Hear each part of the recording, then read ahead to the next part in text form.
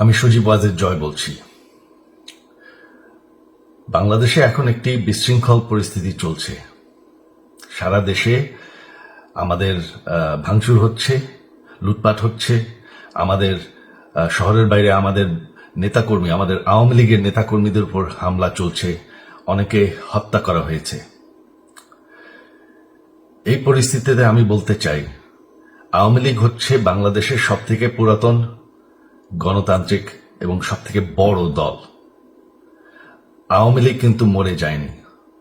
আওয়ামী লীগ এই দেশকে, বাংলাদেশকে স্বাধীন করেছে। আওয়ামী লীগকে শেষ করা সম্ভব না। আমরা বলেছিলাম যে আমার পরিবার আর রাজনীতি করবে না, তবে আমাদের নেতাকর্মীর উপর যেভাবে হামলা হচ্ছে, এই পরিস্থিতিতে আমরা হাল ছেড়ে দিতে পারি না। বাংলাদেশে যদি গণতন্ত্র, নতুন বাংলাদেশ গড়ে তুলতে হয়, আওয়ামী লীগ ছাড়া সম্ভব না। আওয়ামী লীগ হচ্ছে সব থেকে বড় দল।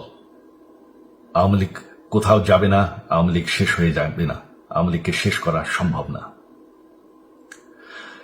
আওয়ামী লীগের নেতাকর্মীদের আমি সবাইকে আহ্বান জানাচ্ছি যে আপনারা সাহস নিয়ে দাঁড়ান। আপনারা একা না, আমরা আছি। বঙ্গবন্ধুর পরিবার কোথাও যায়নি, আমরা আপনাদের সাথে আছি। দেশকে, আমাদের নেতাকর্মীদেরকে, আওয়ামী লীগকে রক্ষা করার জন্য যা প্রয়োজন আমরা করতে প্রস্তুত। এই যে আমাদের বর্তমান যারাই আছে ক্ষমতায়, তাদেরকে আমি বলবো যে আমরাও একটি গণতান্ত্রিক, শৃঙ্খল, নিরাপদ বাংলাদেশ চাই, জঙ্গিবাদ মুক্ত। তার জন্য আমরা সবার সাথে আলোচনা করতে প্রস্তুত।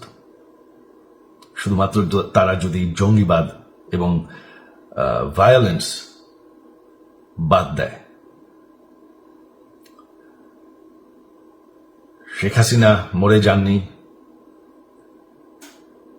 আমরা কোথাও যাইনি। বাংলাদেশ আওয়ামী লীগ ছাড়া গণতন্ত্র, নির্বাচন সম্ভব না। এই বলে আমি আমার কথা শেষ করছি। জয় বাংলা।